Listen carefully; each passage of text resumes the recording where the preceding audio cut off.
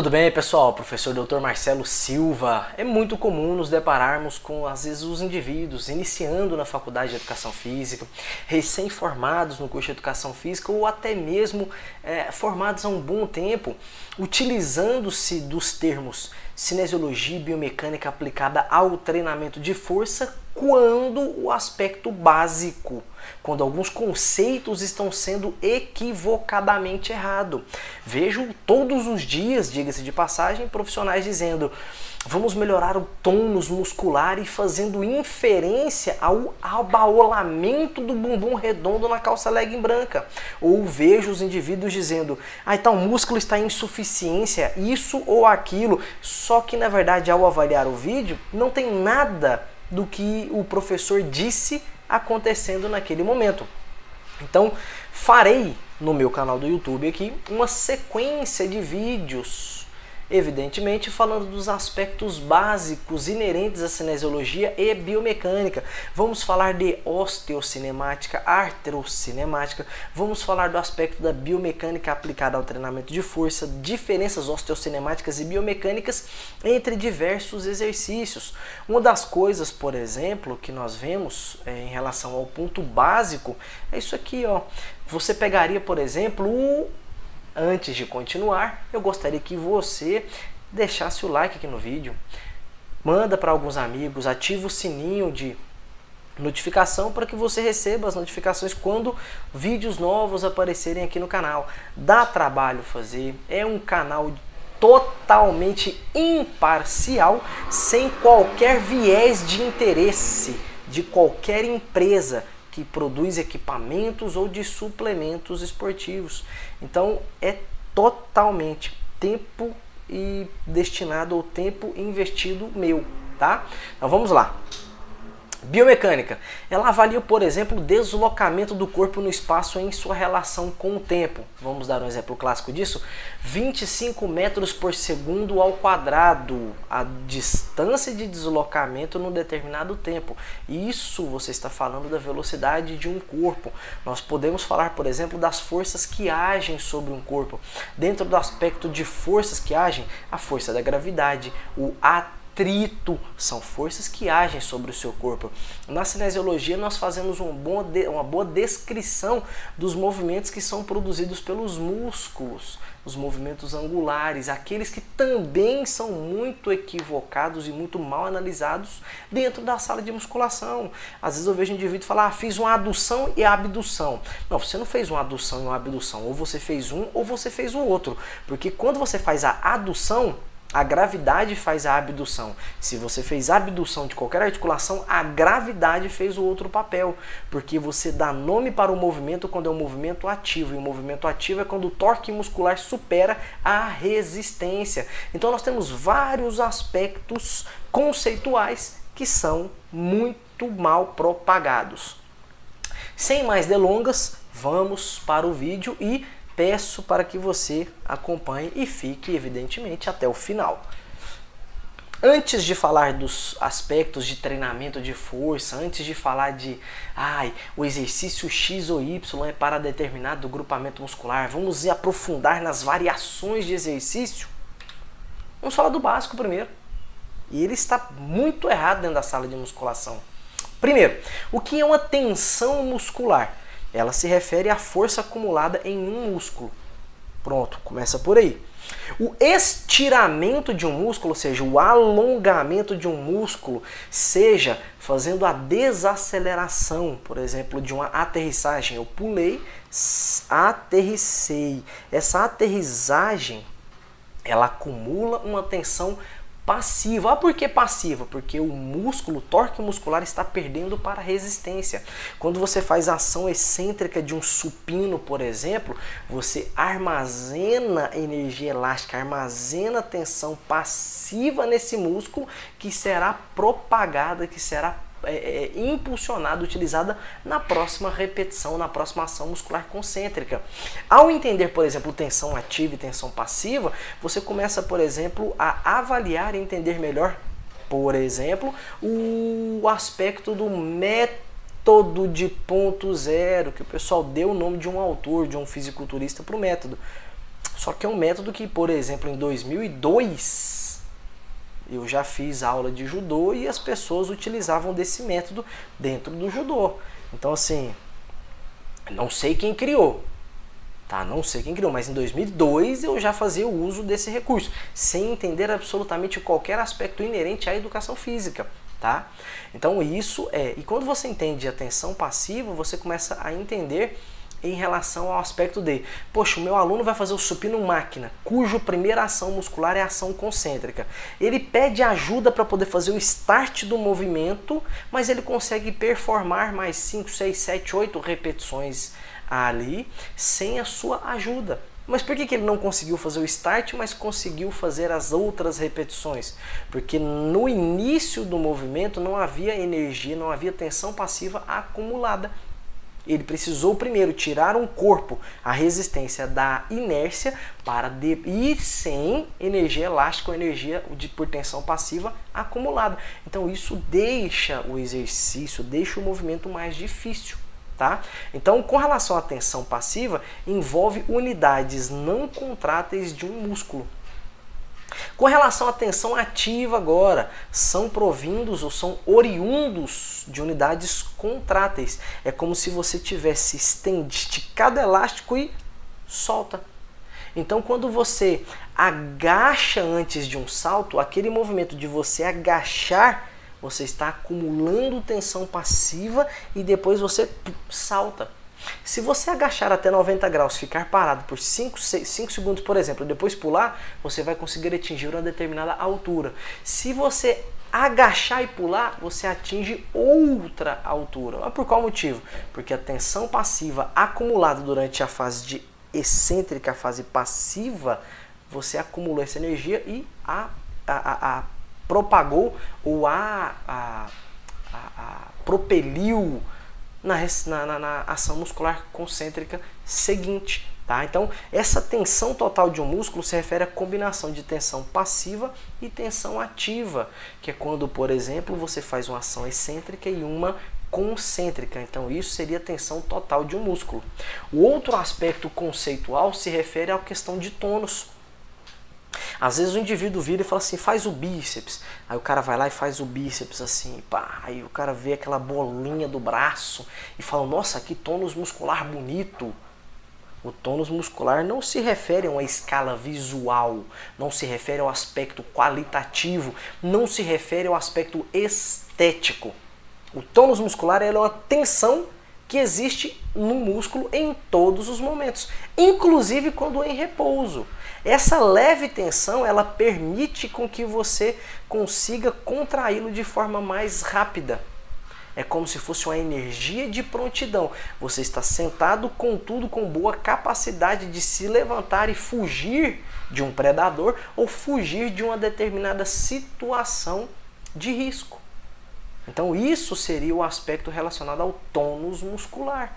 Por isso algumas doenças por exemplo, o sintoma de algumas doenças tem relação com distonia muscular, a incapacidade do tônus muscular. Não tem nada a ver com o redondinho do bumbum, com o redondinho do bíceps. Então vamos parar de confundir isso. É algo relacionado ao aspecto conceitual. Tá? Então temos aqui um músculo contraído, a contração muscular implica em aumento da espessura do músculo. Temos o músculo em repouso, quando nos referimos ao repouso estamos evidentemente partindo da posição anatômica com as palmas voltadas para frente. Se você faz o movimento que o músculo é feito para poder fazer, por exemplo, bíceps braquial, flexão de cotovelo, você está contraindo o músculo. Quando você está na posição anatômica, ele está em estado de repouso. E se eu fizer, por exemplo, agora uma hiperextensão de ombros, a cabeça longa do bíceps braquial, ela é alongada. Então você alonga um músculo quando faz um movimento oposto à ação daquele músculo. Por exemplo, tríceps braquial, ele é um extensor de cotovelo e extensor de ombros. Se você fizer flexão de ombro e flexão de cotovelo, você está alongando o tríceps braquial. E quando a gente vai para esse aspecto de repouso contraído e alongado, você consegue avaliar o aspecto de quais são os movimentos ou em quais movimentos eu trabalho determinado músculo e em quais movimentos eu alongo determinado músculo. Então, mais uma vez, isso é aspecto conceitual. E dentro da tensão muscular, vamos lá, é comum que músculos possuam a tensão suficiente para movimentar uma articulação em toda a sua amplitude. O seu glúteo, por exemplo, ele consegue fazer a extensão de quadril em todo o movimento angular. Então, se você é bem flexível e consegue pegar a sua coxa e abraçá-la com a maior flexão possível, a maior liberdade articular possível, o seu glúteo tem a capacidade de estender o seu quadril daquela posição de grande flexibilidade ou de grande amplitude até o ponto em que haja o alinhamento, você retorne para a posição anatômica, porque a partir dali é uma hiperextensão, não seria mais uma extensão, mas é uma hiperextensão. E o seu glúteo ele foi potente em induzir o movimento durante todo o movimento angular, tá? Contudo, se nos referirmos a músculos biarticulares, ou seja, eles dependem de duas articulações, eles passam por duas articulações, na verdade, eles promovem movimentos em duas articulações, é possível que em determinados momentos esse músculo seja tensionado ou haja tensão nesse músculo, mas não haja uma tensão suficiente para que ele consiga mover o músculo em toda a amplitude articular. Aí você fala, porra, não entendi. E é nesse momento que vemos o que se chama de insuficiência ativa. O músculo ele está solicitado, ele é recrutado, mas ele não tem capacidade de mover a articulação em sua totalidade. Vamos lá. Os isquiotibiais, semitendidoso, semimembranoso, cabeça longa de bíceps femoral, eles se estendem o quadril e flexionam os joelhos. Então eles fazem esses dois movimentos, tá?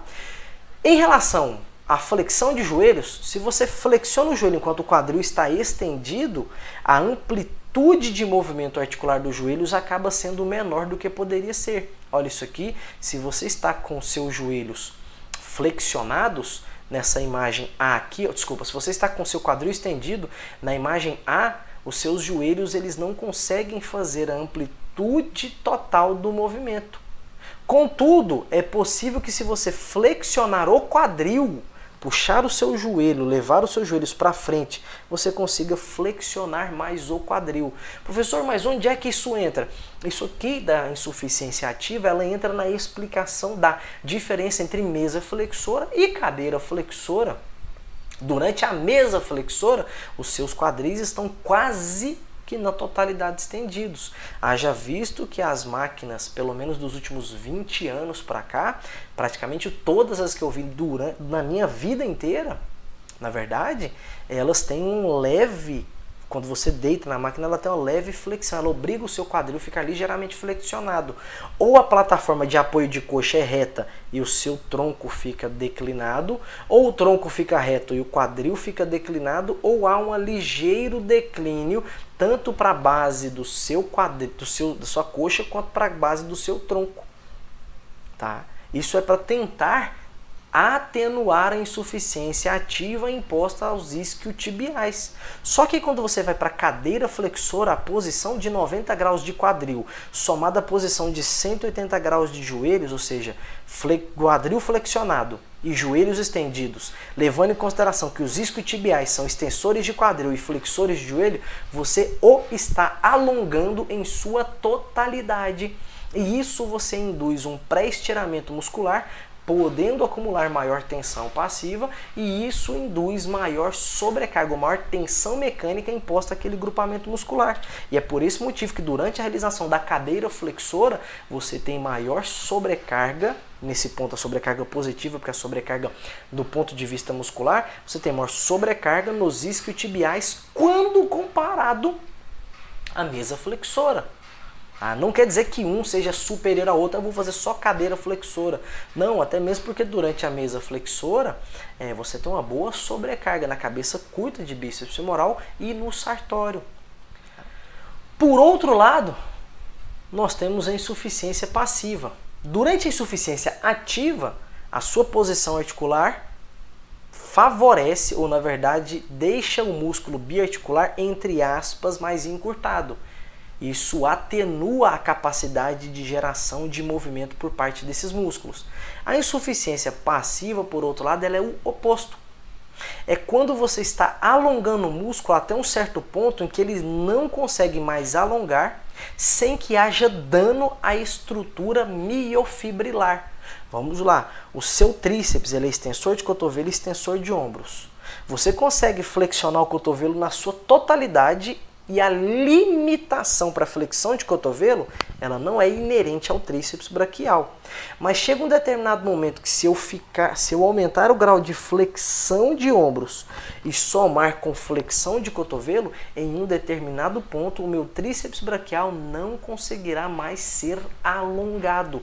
E ao não conseguir mais ser alongado, ou não haver mais possibilidade de que isso aconteça, nesse ponto você está experimentando a insuficiência passiva. Um outro exemplo disso é esse, é o mais fácil de se visualizar. Desceu para tentar tocar as pontas dos pés. Quando o músculo impede que você consiga prosseguir, igual nessa imagem B, por exemplo, aqui, você significa dizer que nesse ponto você se encontra ou você está colocando o músculo em uma posição articular. Na verdade, a posição articular está impelindo a este músculo uma insuficiência passiva. Então, dentro desse aspecto, dentro do que foi apresentado para você, se você tiver gostado do aspecto conceitual inerente à cinesiologia e biomecânica, ou seja, aquilo que vem antes da prescrição do treinamento de força propriamente dito, se você já é formado há muito tempo e busca uma reciclagem, fica por aqui, tá?